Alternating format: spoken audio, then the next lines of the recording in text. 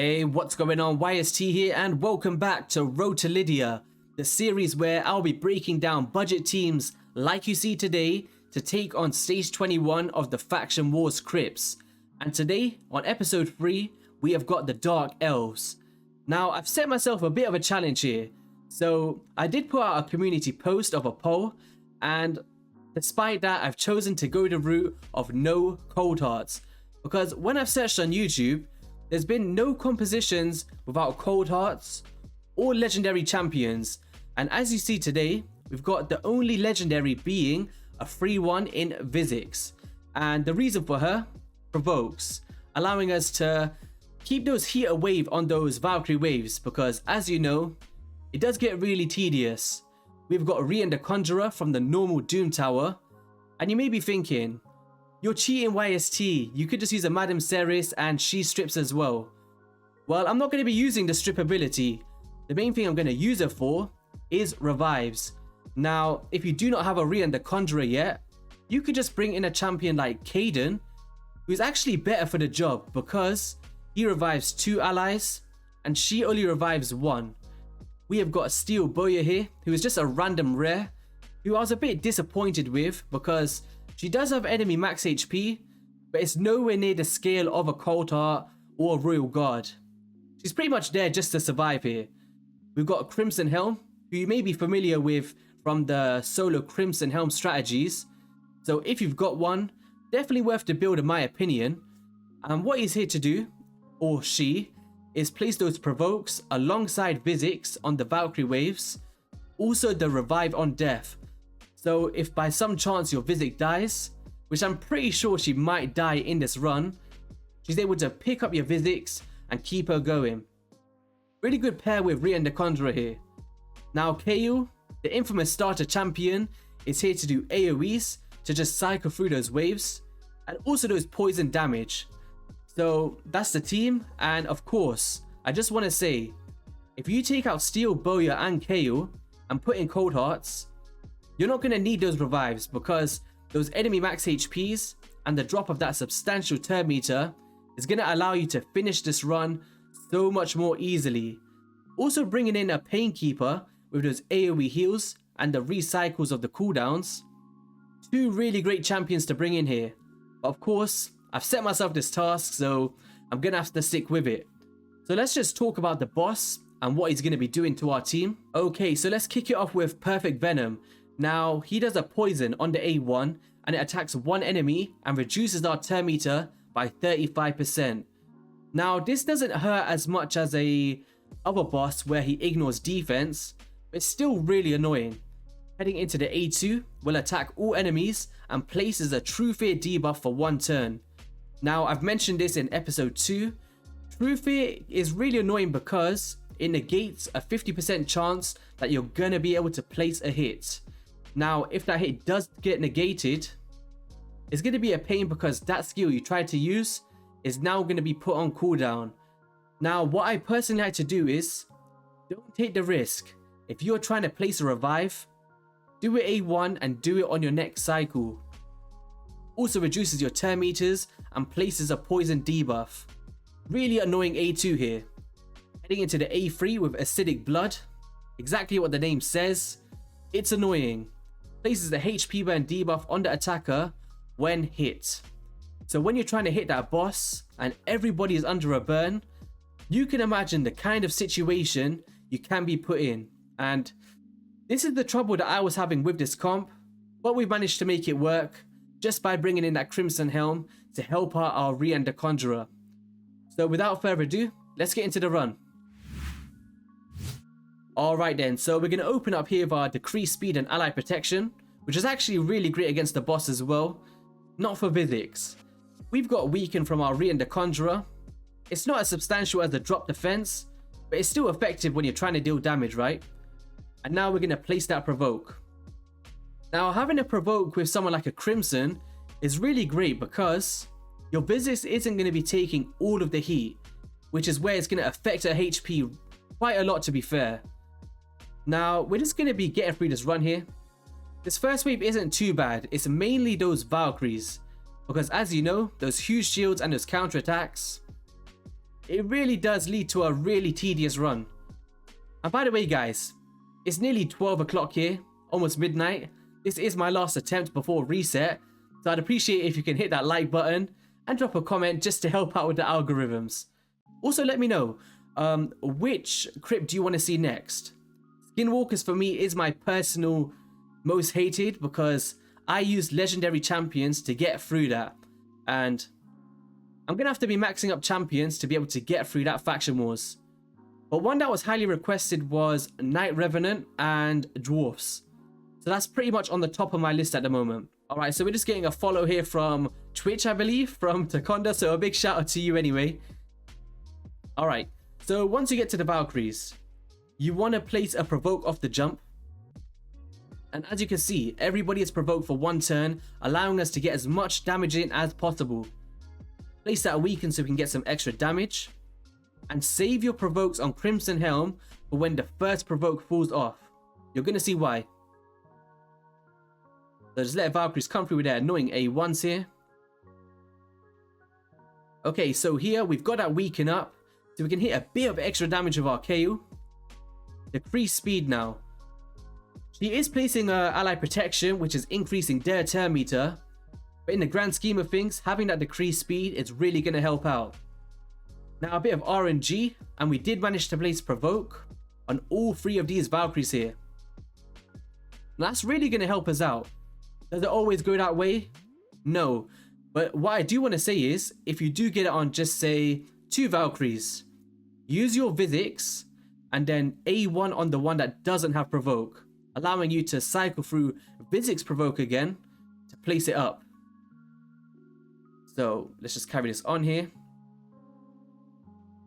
And we're just going to be pretty much chunking them down as quickly as possible. And just keep an eye out for the targets that don't have provoke, because it is going to fall off occasionally. Alright, Valkyries, leave us alone. Place that decreased speed of a nice little hit there of 5k. Not too bad. Do an AoE of KO. The A1 on Re and the Contra is also really great against the boss because block buffs. And as you may be aware of, there's like block damage that one of the minions puts on him. And it gets a bit annoying, right? So having a block buffs really is going to help out there. So Valkyrie number 1 is almost down. And boom. And now you can see the one on the right and the left. They got no provokes. So we're just going to place that up and try get as much damage as possible. Potentially I could have just saved that skill from Crimson Helm there. It's all good. Now this arrow, he can smack like a truck. So let's get rid of him. Alright, so that Physics is got no provokes anymore. Which is really where I should have saved that cooldown on our Crimson here. But it's all good. They got low HP. Now once you get to this point here, focus on the targets of the most turn meter. In this case our Warcaster. We do not want block damage. Just going to long out our run. So A1's here. And now just same kind of deal again. Save all of our cooldowns, all of our great abilities like the provokes and the ally protections for once we get to the boss. Congrats to the guy at the top as well with the Glacia Soul Guide. I'm a bit jealous. People don't tend to like that champion. I really like her. Okay. And boom. Oh, we're going to have that follow message on the right hand side. Anyway, let's place that ally protection and decrease speed. Get some poison damage out. Weaken up. And yeah, let's just get some provokes on. And look at that crazy enemy max HP, 16,000. It's ridiculous. Now this is where you're going to see that all of our targets are under fear. Now I'm being really risky here with trying to place our abilities. If you're clever, not like me, just use your A1s. Let's just drop the turn meter. No, actually the provokes puts the shield. Also help us with our lifesteal set. We'll get into all of the gears and stats straight after the run. Some AoEs. And what you're trying to do here is kind of control the boss, but also attack the minions. Which, in this boss, to be fair, the boss can't revive them. Let's just get a weaken on. That fear is about to come through again and chunk us down. Put the A1 on that guy there. Just trying to stop them from doing those block damage and stuff. Get some provokes out. Damage. Heal up our Physics with a nice little shield. To be fair, I should have put the block buffs on the boss there, but it's all good. And there's those nasty fears again. Attack through with the A1s. Drop down some turn meter. Now, if I brought in a Cold Heart here, this would have been gone like ages ago. Literally. And there goes our KO. It's all good. Now, this is why you want a Caden or you want a Re and the Conjurer. They're able to pick them up on a 4-turn cooldown. I think it's a 3-turn on Caden. I can't recall it. Put those revives up. Put a provoke out as well. And AoE to fill up our HP again. Fortunately got the block damage out. Now you can see here, ally protection is really helping out with keeping our KL alive. Is it going to last the whole run? I doubt it. We're definitely going to see a few fallen soldiers here. Alright. Second minion almost down. And boom. So from here, you can pretty much click auto and just rely on RNG, which is what I'm going to do. So let's just kick back and relax. And pretty much, you're going to see some people dying here. Maybe KO, maybe Physics. Let's see how it goes.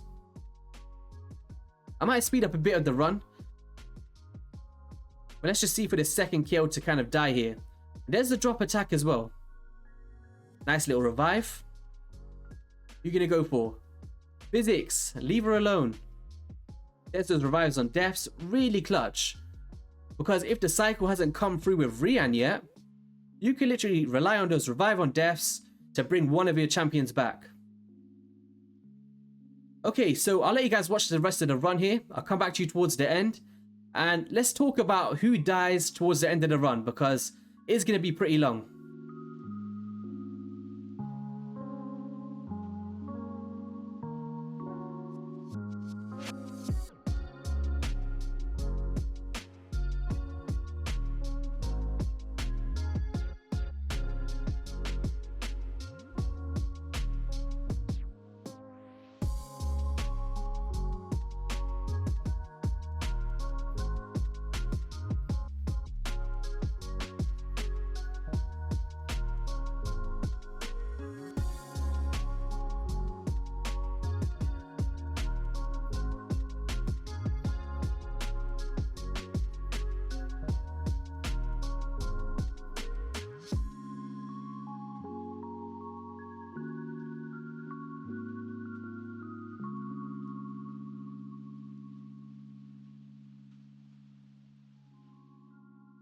Alright guys, so that was the run. Got a bit crazy towards the end there, but we still managed to pull it through with some decent RNG. Now, as I keep banging on about, bringing Cold Hearts, bringing your legendary champions, don't feel like you have to build the champions I'm showing today. I'm just here to show that it's possible without bringing those champions in. If you've got other great champions, by all means, bring in those Cold Hearts, bring in those AoE heals, and all of those crazy damage dealers that you may have. Cold Heart probably at the top of the list because that enemy max HP really does help out in the run. Now, KO here with 800,000 damage, Crimson Helm 360k, 250,000 on Steel Boya. Really disappointed in her damage, to be fair. We've got Re and the Conjurer, and she's in a regeneration set, so that's probably why you're seeing a lot of heals here. And Physics in a lifesteal set with close to 1 million damage. So that was the run, and let's go over the stats and masteries of what I put on these champions. Okay, so with Steel Boya, we have got a regeneration set. I've just pulled it off one of my other champions. Is it vital? No. You could probably go lifesteal or any kind of support set. Possibly triple immortal could be a good shout as well. Mainly just trying to keep our champions alive, especially with their base stats being pretty low. So pretty high HP, a decent defense, slow at 187 speed, and the rest doesn't matter. I don't care about damage. Skills, she does have enemy max HP. It does not scale like a Cold Heart, which I was a bit disappointed, but still okay to bring into the mix. I don't recommend maxing her out, guys, okay? Bring in somebody else. Masteries, there is nothing on her. You can pretty much put in your extra War Master damage or anything. I'm just proving a point here. You do not need crazy champions to make this work. Okay, so Crimson Helm. We have gone for a lifesteal set. Overall stats, we've got 53,000 HP, reasonable defense, enough accuracy to help out with those provokes, and a 187 speed again. Very slow here, guys. Masteries, we've gone down to War Master, and the support tree here, mainly for Bommel. If you want to traditionally go for something else, go down this side here and try to help out with the accuracy stats. Really great champion. So we've got decreased attack on the A1, granted it's on a low chance. We've got attacks 4 times at random with a provoke, and also places a block damage on herself. Revive on death on a 4-turn cooldown, which you see in the run was really beneficial. Heading into the next champion, we have got Rian the Conjurer. Now, I've just put her in regeneration as well, and the reason for it is she doesn't do a lot of attacks because the only attacking ability is the A1, and that's not enough for her to heal in a lifesteal set. So regen or triple immortal, probably the ways you want to go on her. Now, she places the AoE weaken. She can also remove all buffs if you are still struggling with those Valkyrie waves.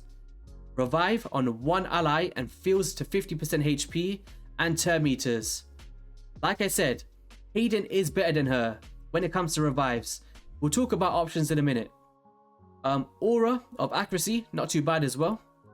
Overall stats, we have got high HP, high defense, 211 speed, and high accuracy, mainly for the arena. Masteries, nothing again. We could have got through this a lot quicker, but I didn't. Alright. I actually don't know why she's not mastered yet. Maybe it's something I could do in the future. Heading into our next champion, we have got a Vizix in a lifesteal set. Kind of get the drift. High sustainability, high defense, 216 speed, which is reasonable to cycle through her abilities. 100% crit rate almost. Decent crit damage, definitely on the low side, and enough accuracy to place those provokes. Skills, we've got a turn meter drop on the A1, ally protection and decreased speed on the AoE, and also a AoE provoke. Really great abilities, and a defense in faction crips by close to 40%. This is really substantial. I just used KO to prove that you do not need this. Masteries, we've gone for War Master and the support tree. Next champion was a Kale. Last but not least, a mortal set, sustainability, some nice defense, pretty fast at 213 speed, 60% crit rate, and a reasonable accuracy to place those poisons. Skills, we got poisons, we got AoE for damage, and some more poisons with a HP aura. Masteries, down to War Master and the support tree, heading down to Master Hexer. So that was the champions that I used today. Use Cold Heart if you have her, please, because she's going to make your life so much easier. Madam Ceres, also really great, but let's head into the index. So who is going to be great here? Ray, because she removes all buffs. She also inflicts some crazy damage, and she places an AoE freeze to stop those Valkyries from taking turns. Speed Aura could have been all battles, but unfortunately it's for dungeons. But she's really great. I'd probably put her up there with one of the most useful legendaries in this faction. Foley, we've got block revives and can smack like a truck. Lydia, we're trying to get her, so of course we can't show her today. Now you can also use a Blind Seer, who has a revive with some block damage, and this is an AoE revive, so really strong for what we're trying to do here. Then we've got block debuffs and a shield on all allies, and an A1 with attacks 3 times and decreases turn meter. Really nice to coincide with your Vizix. Any other champions here? Potentially any of them could be great. Worth mentioning Xavier as well. And heading into the epics, the guy I spoke really high about, Hayden. Now, strong affinity against those Valkyries, but not like Rian the Conjurer. This dude can revive 2 random allies with 50% HP and an increased defense on a 4-turn cooldown. This is really amazing. So if by some means you don't have a Rian from the Doom Tower yet, this is a free-to-play series, definitely try to bring in a Caden, 100%. Also provoke on the A1, and also a decreased attack on the AoE. I'm a huge fan of his kit. Who else is there? Styler, put her in a stun set. She's going to be able to lock out those enemies if you do not have provoked champions. Decrease accuracy and also a decreased speed, which just places to kind of mitigate the amount of HP burn that's going to be coming your way. Also a speed in faction crypts by 22%, which is going to help out here. I believe Fan Cleric has a revive. The revives an ally, places it unkillable on the target. So this is really great as well. And it heals an ally. Wish it was all allies. Okay, so if you're looking for revivers, here's another one that could be a good option. Madame Ceres, we knows what she does, and Lua can decrease turn meter by 100%. So those are just some honorable mentions. Steel Boyo, you let me down, and of course, Cold Hearts and Painkeepers for those AoE heals and recycling the cooldowns of your skills. So that is going to be all for the video. If you're enjoying the series, be sure to hit that like and subscribe button, and maybe share with a friend, and I'll catch you guys on the next one. Peace.